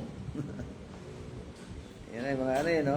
Kasi nga hindi nila alam ang ano talagang katwiran ng Diyos, no? Kaya ang nangyari, nag-seek sila at nag-establish sila ng sarili nilang mga katuruan. Nag-formulate sila ng sarili nilang mga doktrina. Sabi, all other authorities must submit to the declaration of the Word of God. Galatians 1:6 to 9. Sabi po doon, Galatians Galatians 1:6. Nagtataka ako kung bakit kayo ganinin yung tumalikod sa Diyos na tumatawag sa inyo sa pamagitan ng kagandahan loob ni Kristo at kayo pumaling agad sa ibang magandang balita. Ang totoo ay wala namang ibang magandang balita. Kaya nga lamang, may mga nangbubulo sa inyo at nagsisikap na pagbuhin ang magandang balita ni Kristo. Subalit, pangrusahan nawa ng Diyos ang silang maging kami o isang anghel man na mula sa langit na anghel. mangaral sa inyo na magandang balita na iba ang pinangaral na namin sa inyo. Sinabi naman ito sa inyo na inuulit ko ngayon, parusahan nawa ng Diyos ang sino mang mangaral sa inyo ng magandang balita na naiiba kaysa tinanggap na di ba? I marvel that you are turning away so soon from Him who called you in the grace of Christ. Sabi, na who called you, no, in the grace of Christ to a different gospel. So, meron pa lang different gospel, ano? Tinawag pa siyang, which is another gospel. Different gospel, another gospel. But there are some who trouble you and want to pervert the gospel of Christ. But even if we, kung kami man, o anghel man, di ba? Galing sa langit, no? Preach any other gospel to you than what we have preached to you, let him be accursed. Sumpain. No? Kung meron man mangaral na ibang helyo, another gospel, anghel man yan. O tao man yan, di ba? So, as we have said, so now I say again, if anyone preaches any other gospel to you than what you have received, let him be accursed. Amen. So accursed yung ano? Sumpain. So accursed ang mga Mormons at saksi ni Jehovah. Pagka yung ibang gospel, meron silang gospel na, basta sabing another gospel or other gospel, meaning to say, yung paraan nila ng kaligtasan. Di ba? Paraan na makarating sa Diyos. Dito tinuturo ng nila Pablo, only Jesus. Di ba? Kasi ang gospel ni Paul, ano ba yung gospel? Tingnan natin, 1 Corinthians 15. No? 1 to 4. That is the gospel. That is the Ebanghelyo. Oo, yun, di ba? Ano sabi ng 1 Corinthians 15? Lalo na yung 3 to 4. 15. Yung binigay sa akin ng Panginoon. Yes. verse Verse 3 and 4. Itaas mo na ibasa sa 1 to 4. 1 hanggang 4. Mga kapatid, ngayon pinapaalala ko sa inyo ang magandang balita. Yes, na ayan, pinangaral good ko news. sa inyo. Iyan ang magandang balita ang inyong pinanggap at Mm. naging saligan ng inyong pananampalataya. Naligtas kayo sa pamagitan nito kung matatag ninyong pinanghawakan ng salitang ipinangaral ko sa inyo. Dahil kung hindi, walang kabuluhan ng inyong pananampalataya. Sapagkat ibinigay ko sa inyo itong pinakamahalagang katuruan na tinagkapurin. Si Kristo ay namatay dahil sa ating mga kasalanan. Yun. Hindi niya katuparan sa sinabi sa kasulatan. Inilibig niya at muling nabuhay sa ikatlong araw ayon din sa kasulatan. Oh. Hanggang 4. Okay, okay na. Okay, so inilibing namatay, Muling nabuhay. tapos inilibing at muling nabuhay. So, yun po yung kakumpletuhan ng Ebanghelyo. No? So, yan yung good news. Yan yung gospel na yung dala-dala nila. Aside from that, another gospel na yun. No? Different gospel na yun. So, ang masakit dyan, pag nag-aaral ka ng ibang gospel, sabi ni Pablo, pakasumpain siya. Sila. Curse.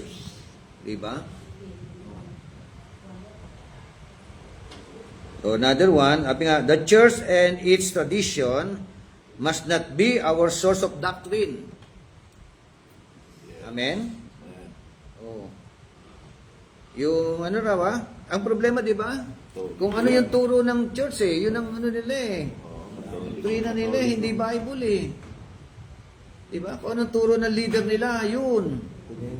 Kaya gawa tayo ng sariling aklat natin. May pasugo tayo. Di ba? Meron tayong Quran. Meron tayong watchtower. O, di ba? Meron tayong katekism. Ay, yung Bible, wala, lang yan. Reference lang yan. Sa kanila, reference lang sa kanila yan. Kaya may mga iglesia ni Cristo, ang binabasa pasugo yung Bible. Kaya nga, yung kanina, yung pinag-usapan natin, pulot lang sila ng pulot ng umaakma sa kanilang mga doktrina. Diba? Kung ano yung nakasulat dyan, hindi dapat yung pulot ka lang ng gusto mo. No? Lahat yan. Naalala ko lang, may tumawag kay yung malakas pa siya, si El Shaddai, sino yan? Mike Bilarte.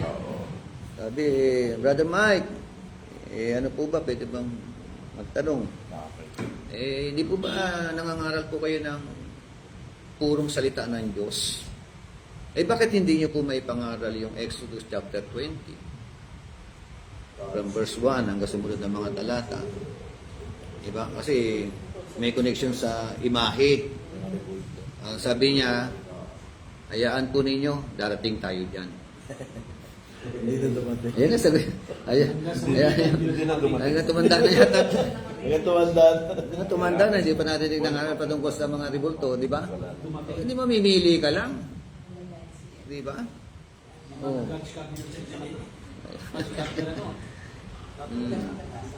Oo. Okay. Kaya nga, dito sa Matthew 7, 1 hanggang 13, Matthew 15:9, ito yung mga tradisyon. Kasi tayo, di ba, napakalakas ng tradisyon natin dati. Sobrang paniwala tayo sa mga tradisyon Yan ang kinamulatan natin To the point na ma-violate natin ang Word of God Di ba? Ganyan din sa mga Roman Catholic ngayon. Above ang tradisyon. Ahead ang tradisyon. Ang Word of God, lang yan? Reference lang yan. Mas mahalaga raw po ang church kaysa sa Word of God Oo. Sabi na. ng mga Katolik.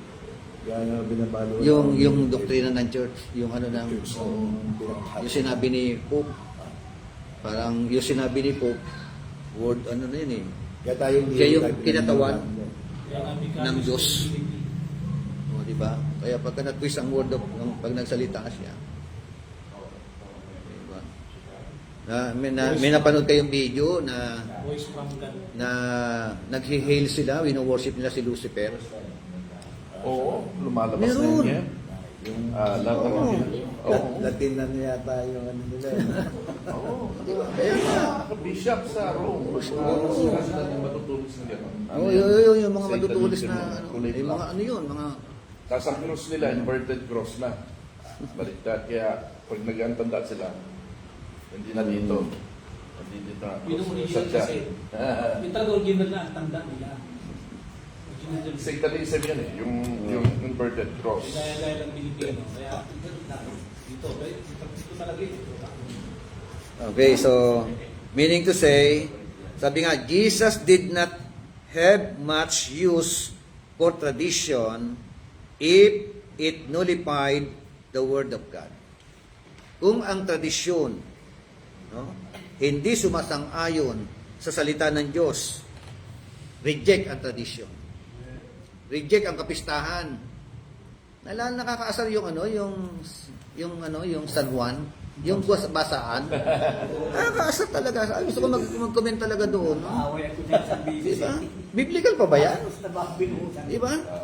Sige. Yung mga tao na papasok sa trabaho, Pangalan tao. babasain nyo.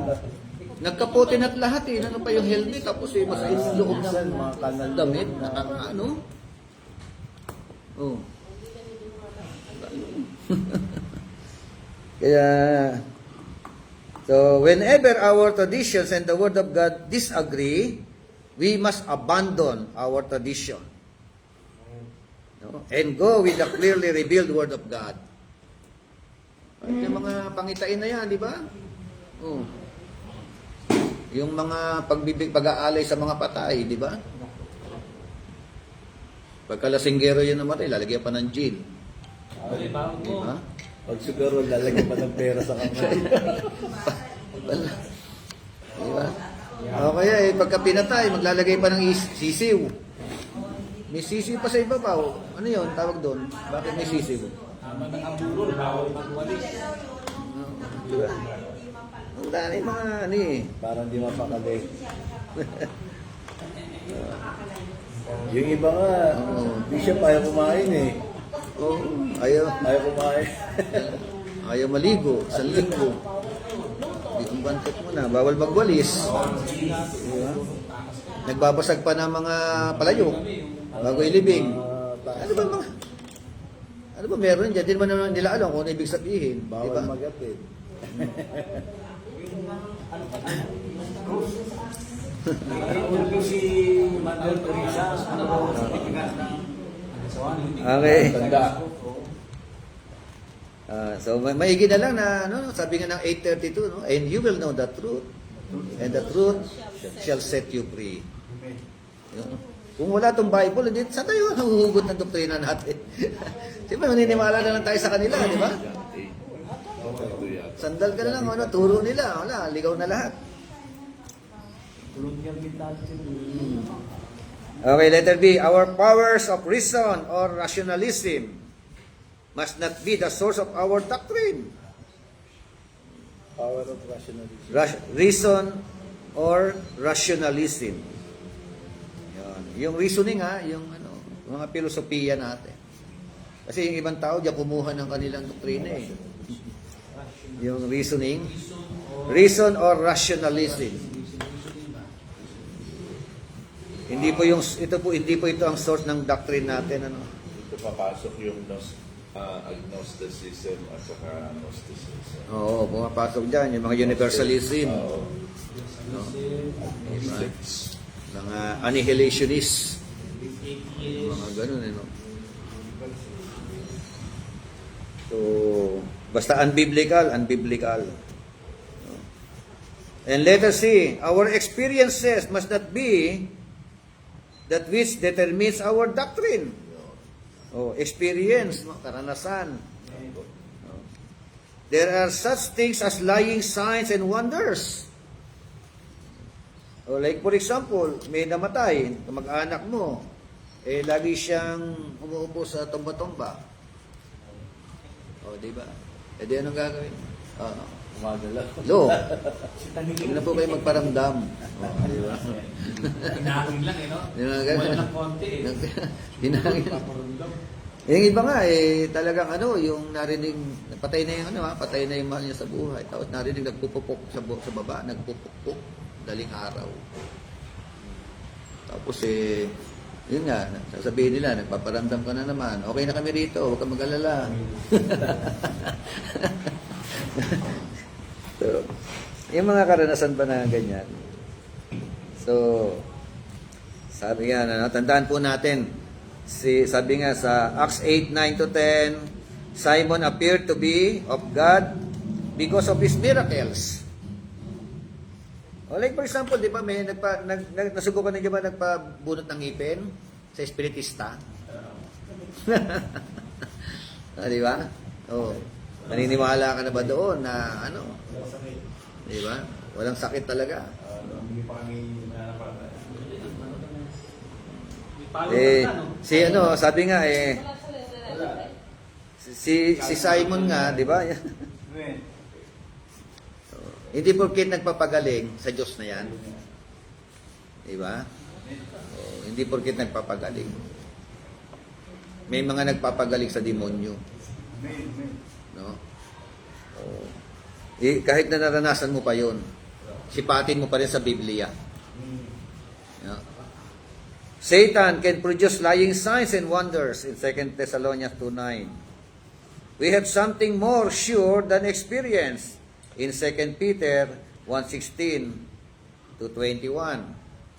Ibig sabihin, Peter could have used his experience on the Mount of Transfiguration to be that which defined his doctrine.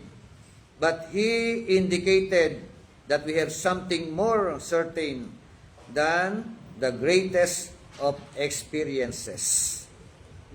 Amen? So, maging ating mga karanasan. And letter D. Hindi ka lang, para matapos itong private or prophetic revelations. Must not be the source of Christian doctrine.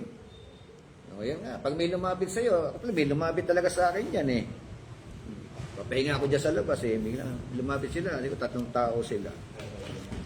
Kayo po ba pastor dito? Opo. Meron pong fresh revelation. Ano po yung fresh revelation? Kailangan mo itong marinig, paniwalaan, yakapin. Ano yun? Naniniwala ka ba sa Trinity? Opo. Oo.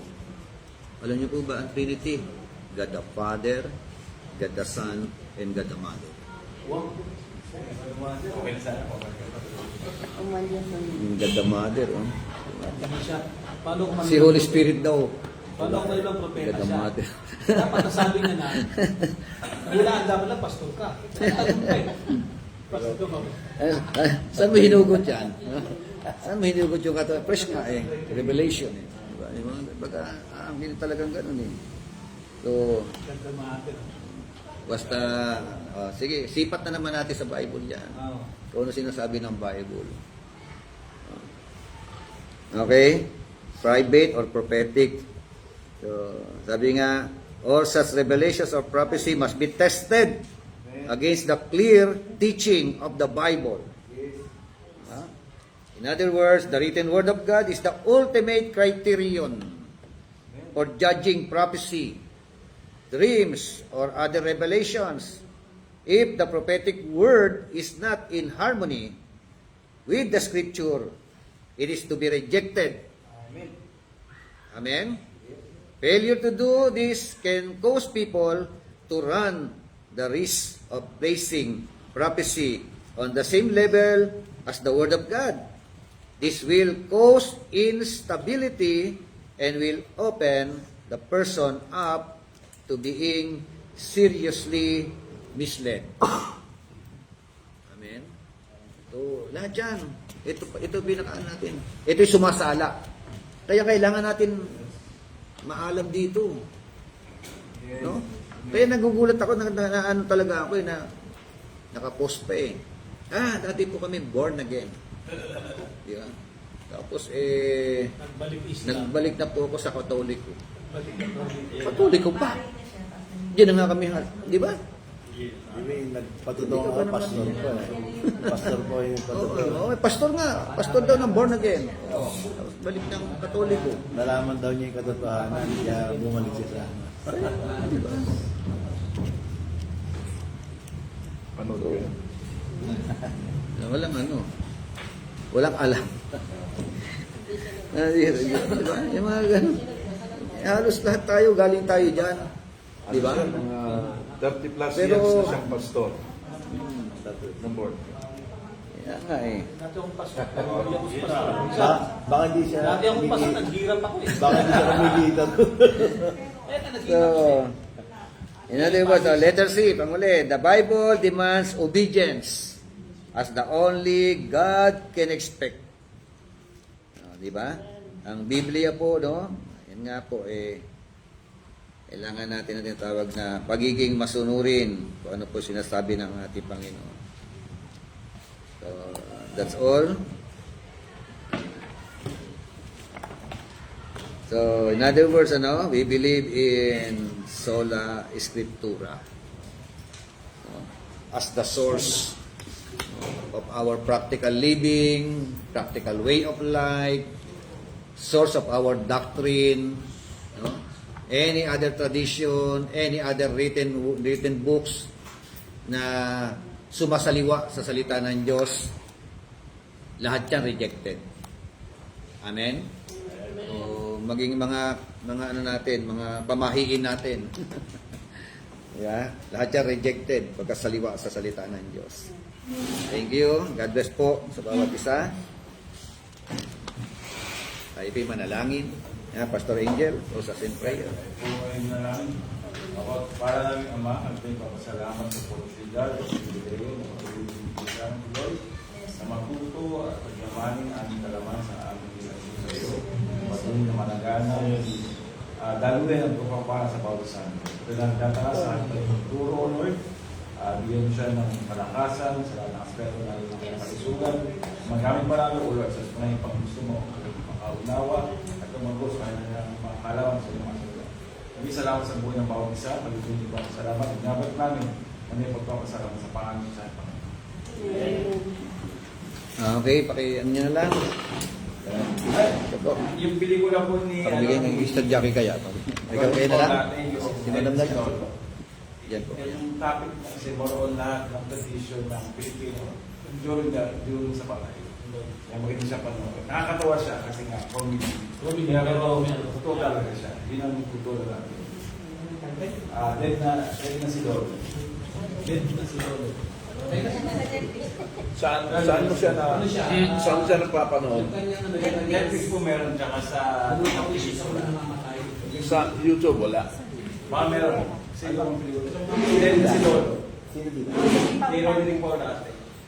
Ginalahan. Comedy siya talaga. Yung mga nakatawa kasi nga lahat ng tradition natin. Ayaw, Sinapit. na parang